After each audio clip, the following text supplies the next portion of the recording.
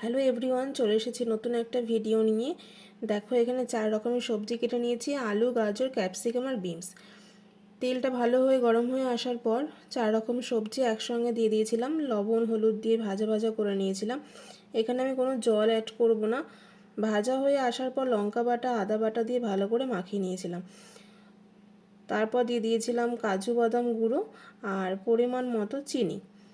ভালো করে নাড়িয়ে চাড়িয়ে নিয়ে একটা পনির গ্রেট করে দিয়ে দিয়েছিলাম আর দিয়েছিলাম সয়া সস। একটু মাখা মাখা হবে তরকারিটা, যেহেতু এখানে আমি জল অ্যাড করিনি। এইভাবেই আমাকে মাখা মাখা করে নিতে হবে। তরকারি রেডি করতে করতে আমি ময়দা মেখে নিয়েছিলাম। তারপরে দেখো রেডি। আর এখানে পনিরগুলো স্লাইস করে কেটে নেওয়ার পর দেখো যে ময়দাটা মেখে নিয়েছিলাম সেখানে লুচির মতো করে বেলে নিয়েছি। আর তরকারিটা গরম ছিল, সেটা ঠান্ডা করে নিয়ে তারপরে পনিরটা দিয়ে দিয়েছিলাম, স্লাইস পনিরটা। তোমরা চাইলে এই পনিরটা তোমরা ভেজে তোমরা দিতে পারো, আমি ভাজিনি, আমি কাঁচাই দিয়েছি। দেখো চারি সাইড এরকম করে ভালো করে মুড়ে নিয়েছিলাম, তারপর ছাকা তেলের মধ্যে এটা ভেজে নিয়েছিলাম। আর একটা একদম ক্রিস্পি হবে, নরম হলে এটা খেতে ভালোই লাগবে না মোটেও।